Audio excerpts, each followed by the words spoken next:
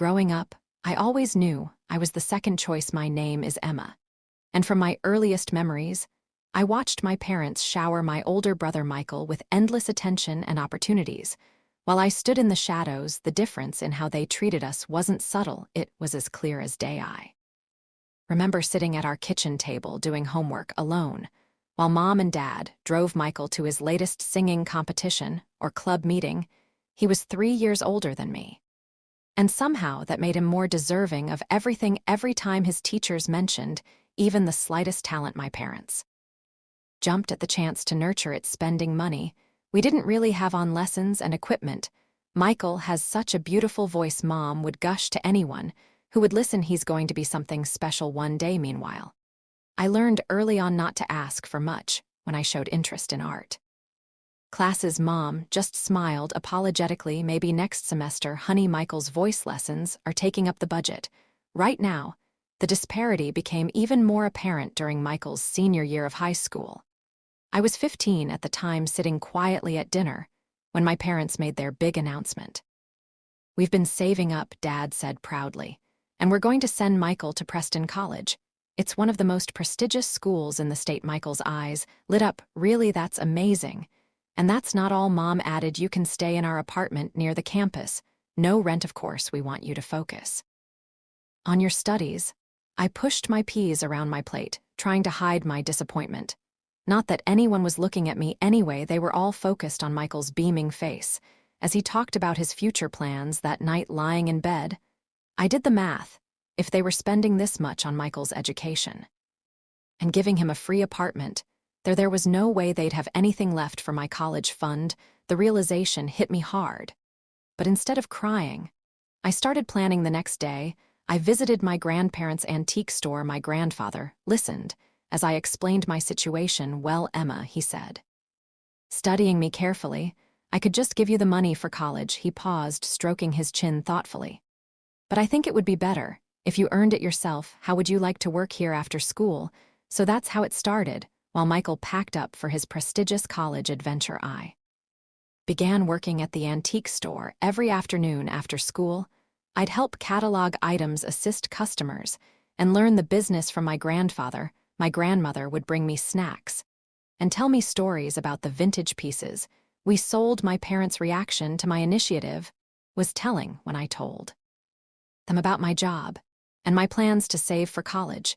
They seemed relieved, almost grateful, that I'd solved my own problem. 3 years of working at my grandparents' antique store flew by. Every afternoon, spent dusting old furniture and organizing vintage jewelry, had paid off. I'd saved enough money for college. When I graduated high school, there wasn't much fanfare, just a quiet dinner at home. But I didn't mind. I was proud of what I'd accomplished on my own.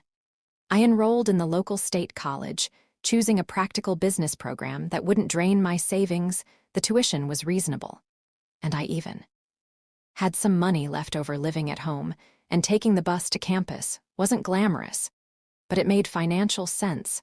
"Mom, Dad," I bred the subject one evening, "I've been thinking about getting a used car. It would make getting to classes easier." Dad barely looked up from his phone. "Sorry, Emma, we just don't have the money for that right now." Mom chimed in. "The bus system is perfectly fine. Lots of students use it." I bit my tongue, remembering how they'd helped Michael get his license and even contributed to his first car. But that was ancient history now. My first year of college passed quickly, and just as I was finishing my spring finals, our house erupted with excitement. Michael was graduating from Preston College. Mom and Dad threw him an elaborate celebration, inviting what felt like half the town. Our house was packed with relatives, friends, and neighbors, all there to celebrate my brother's achievement. I was arranging appetizers in the kitchen when Michael made his grand entrance with a pretty blonde woman on his arm, Sarah, his college girlfriend. They were beaming as they walked into the room hand in hand. "Everyone," Michael announced, commanding immediate attention. "Sarah and I have some exciting news. We're engaged." The room exploded with cheers and congratulations. Mom burst into tears of joy, and Dad clapped Michael on the back so hard I thought he might fall over. "But wait, there's more." Sarah added, her voice sweet as honey. "After the wedding, we'll be moving to Connecticut. My parents own a successful business there. And they want us to take it over Mom's tears, turned into full-on sobbing my baby boy, a successful businessman. That's my son, Dad proclaimed proudly, always knew you were destined for great things. I stood in the corner watching the scene unfold. Nobody seemed to notice that. I just finished my freshman year with a 4.0 GPA, or that I'd been working part-time at a local cafe while maintaining my studies. But I was used to it. By now, the wedding preparations consumed the next year. While I focused on my studies now in my 3rd year, Mom and Dad threw themselves into planning the perfect wedding for their perfect son. They took out a substantial loan to cover everything: the venue, the catering, the flowers, the band. Nothing was too good for Michael and Sarah. The wedding itself was exactly what you'd expect: extravagant, emotional, and all about Michael. I stood in my bridesmaid dress, which I had to pay for myself, watching my parents beam with pride as they danced with the happy couple. They'd spared no expense, even though I knew they'd be paying off the loan for years to come. After Michael and Sarah left for Connecticut, I stood in my cramped bedroom at my parents' house, staring at my textbooks. An idea struck me. The apartment where Michael had lived during college was now empty. It was perfectly located near campus, and it would give me some much-needed independence. I approached my parents that evening while they were watching TV. Mom, Dad, since Michael's apartment is empty now, would it be okay if I moved in there? They exchanged chid glances before Mom spoke. Well, honey, you can move in, but you'll need to pay rent. The words hit me like a slap in the face. Rent? But Michael lived there for free. Dad shifted uncomfortably in his recliner. That was different. We have the wedding loan to pay off now. We made the extra income. I couldn't believe what I was hearing. I'm your daughter too, I said, my voice trembling slightly. I've never asked you for anything. I worked for my college money. I take the bus everywhere. Mom held up her hand to stop me. She and Dad had one of their silent conversations, the kind they used to have when deciding whether to spend money on another of Michael's activities. Fine, Mom finally said. We'll charge you half the normal rent. I wanted to argue more, but I knew this was the best offer I'd get. Okay, I'll take it. That weekend, I moved into the apartment. It still had traces of Michael everywhere: holes in the walls from his college posters, water rings on the coffee table from his late-night study sessions. I took extra shifts at the cafe to cover the rent, often working until closing time between classes, studying and work. I barely had time to sleep. My final year of college passed in a blur of textbooks, coffee shop aprons, and midnight study sessions. Before I knew it, graduation day arrived, while my classmates' families planned parties and celebrations. My parents opted for a quiet dinner at home. They only invited my grandparents, no extended family, no friends, no elaborate catering like Michael's graduation. We sat around the dining room table eating the lasagna I'd made myself. Grandma reached across the table and squeezed my hand. Emma, dear, we're so proud of you, she said warmly. Graduating with highest honors while working part-time, that's quite an achievement. Before I could respond, Mom's phone buzzed. Her face lit up as she read the message. Oh, speaking of achievements, she interrupted. Michael just texted. The business is doing wonderfully.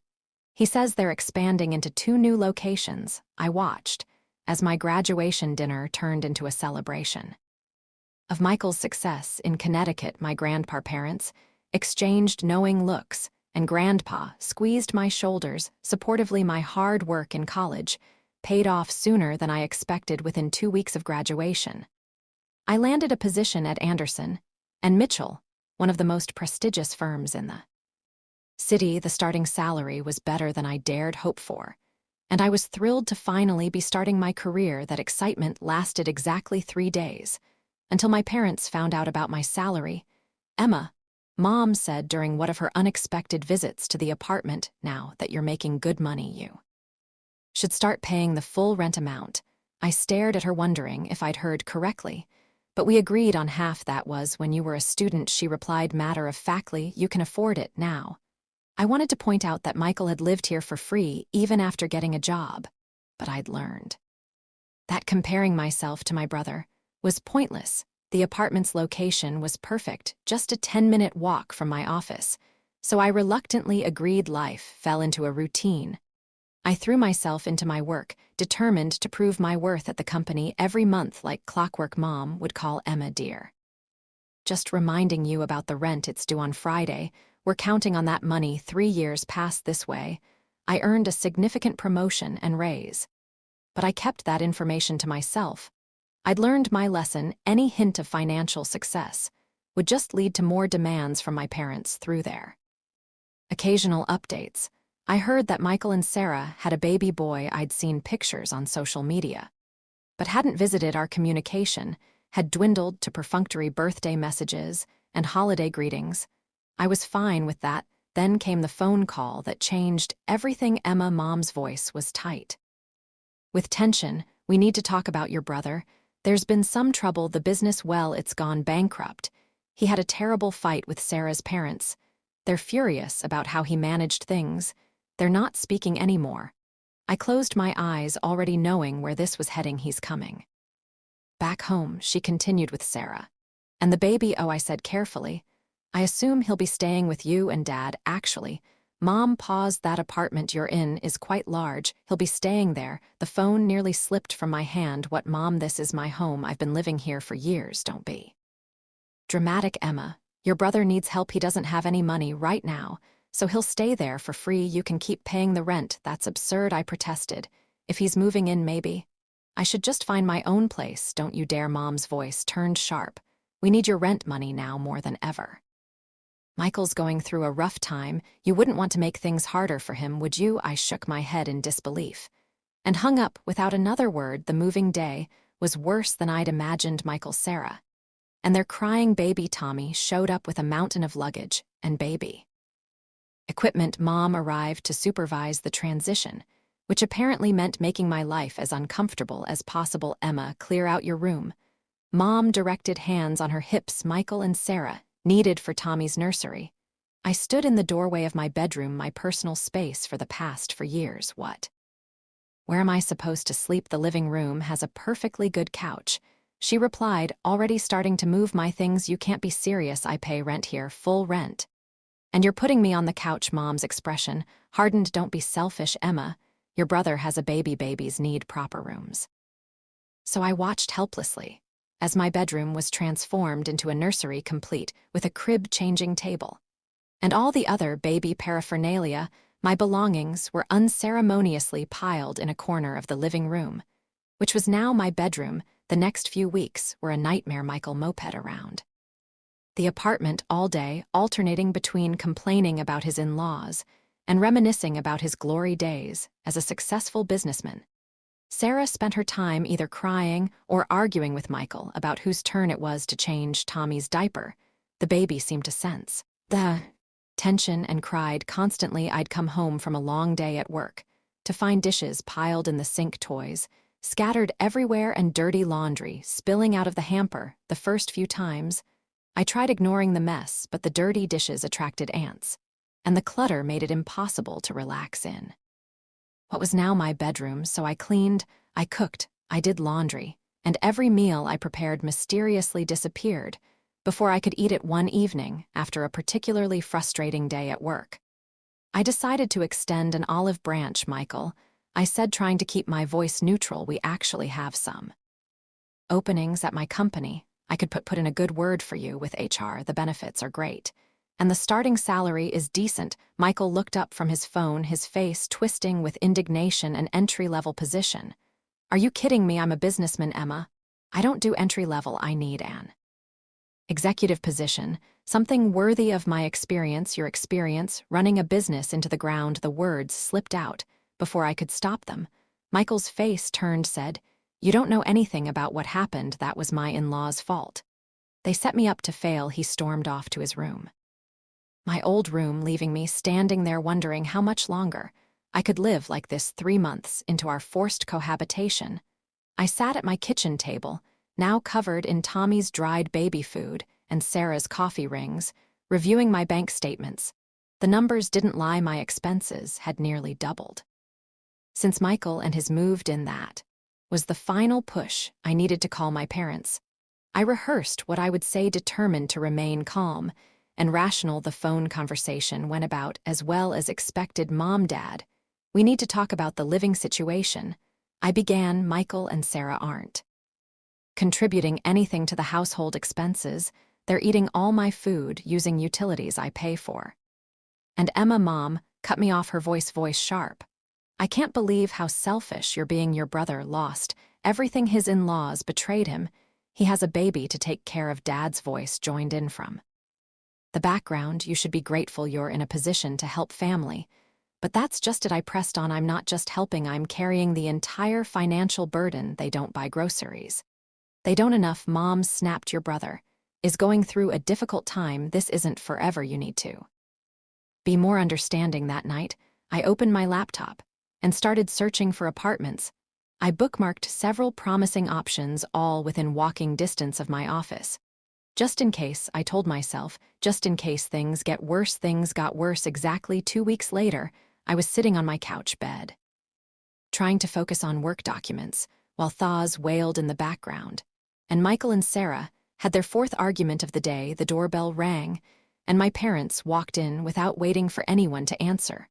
Mom had that look on her face, the one she used to get right before announcing Michael had been enrolled in another expensive program. Dad stood behind her, avoiding eye contact. Emma, we need to discuss the rent, Mom announced. I looked up from my laptop. I paid this month's rent on time, as always, yes. But starting next month, we're doubling it. The room fell silent. Even Tommy stopped crying. I stared at my mother, certain I had misheard. Double. But I'm already paying the full market rate. Mom gestured around the apartment. Well, now, there are more people living here, more wear and tear on the property, more utilities being used. It's only fair that the ramp reflects that fare. I couldn't help but laugh. How is it fair that I should pay double rent for being forced to sleep on a couch in my own living room? If anyone should pay more, it should be Michael Hek, the one who I'm not paying anything. Michael jumped up from his chair. This is ridiculous. I lost everything, and now you want me to pay rent? Of course not, sweetie, Mom soothed, before turning back to me with a harder expression. Emma, you have a good job. You can afford this. Your brother needs time to get back on his feet. I looked at each of their faces. Mom's stern expectation, Dad's awkward avoidance, Michael's entitled indignation, Sarah's smug satisfaction. 3 months of built-up frustration threatened to explode, but I swallowed it down instead. I simply nodded fine. I said quietly, double rent, starting next month. Mom's face broke into a satisfied smile. She and Dad left shortly after, clearly pleased with how smoothly their announcement had gone. They had no idea. They'd just given me the push I needed to finally make my decision. Later that evening, while trying to read a book on my uncomfortable couch bed, I overheard Michael and Sarah talking in the kitchen. They were trying to whisper, but their excitement made them careless. Can you believe it? Sarah giggled. Your mom just told me they're going to give us half of rent money every month. Michael's smug reply made my blood boil. Of course they are. They understand. We need help right now. Emma makes plenty of money. She can support us for a while. This is perfect, Sarah continued. We get to live here for free, and we'll even have spending money. Your sister doesn't need to know. I lay there gripping my book so hard my knuckles turned white. All this time, I thought my parents were just being unfair. But this was a calculated scheme. They weren't just enabling Michael, they were actively planning to use me to fund his laziness. I grabbed my laptop and pulled up the apartment listings. I bookmarked one caught my eye, a modern one-bedroom in a quiet building, actually closer to my office than the current apartment. The rent was exactly what I'd been paying before the proposed increase. I called the number immediately, trying to keep my voice down. Hi, I'm interested in the apartment on Cedar Street. Yes, I could come see it right now if that's possible. Perfect, I'll be there in 15 minutes. The apartment was everything I hoped for, clean, quiet, and Michael free. I signed the lease on the spot and paid the security deposit with my emergency savings. Back at the apartment, I waited until everyone was asleep before quietly packing my essential belongings into 2 large suitcases.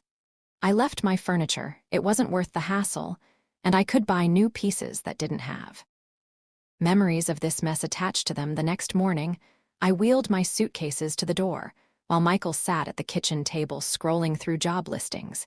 He had no intention of applying to going somewhere, he asked, barely looking up month-long business trip. I lied, smoothly, big project an hour. Cincinnati office, he just grunted, already uninterested. I moved into my new apartment that evening, ordering takeout, and sitting on the floor of my empty living room. The silence was beautiful, no crying baby, no arguing couple, no guilt, tripping parents, just peace for the next month. I lived quietly in my new home. I bought a comfortable bed, a cozy couch that wasn't a bed, and kitchen supplies that only I would use. I cooked meals that stayed in my refrigerator until I ate them.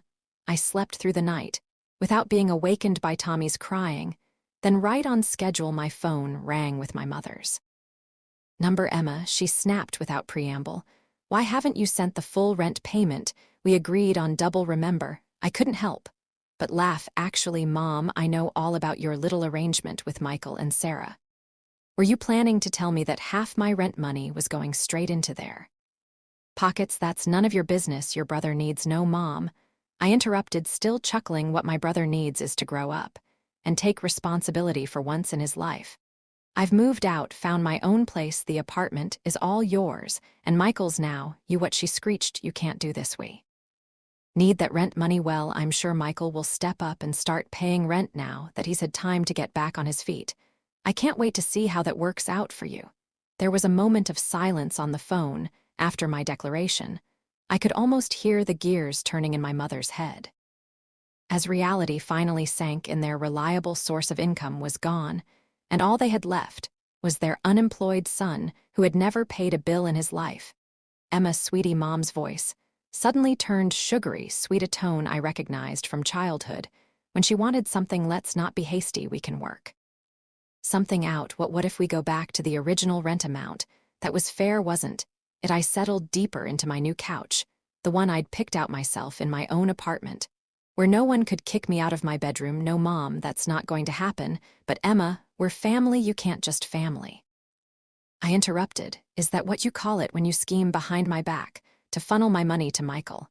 When you kick me out of my own bedroom while I'm paying all the bills? When you spent my entire life treating me like an ATM while treating Michael like royalty? That's not fair. We've always. Goodbye, Mom. I hung up the phone and blocked their numbers. That was 6 months ago. My grandparents keep me updated on this situation, though I never ask. They just know I need to hear it, need to know I made the right choice according to them. Michael, Sarah, and Tommy are still living in the apartment they haven't paid a single month's rent. Mom and Dad are covering all the utilities plus giving them spending money. Because the baby needs things. My brother still hasn't found a job apparently. There just aren't enough executive positions available for failed businessmen. With a track record of bankruptcy, my new life is peaceful. I got another promotion at work, bought myself a car, and started taking evening classes for my MBA. My apartment is always clean. My food stays in my fridge until I want to eat it, and I sleep in my own bed every night. The other day, I ran into Sarah's cousin at the grocery store. She told me they're expecting another baby. I just smiled and wished them well, knowing that somewhere across town my parents are probably already figuring out how to pay for another nursery. But that's not my problem anymore. For the first time in my life, I'm putting myself first, and it feels absolutely right.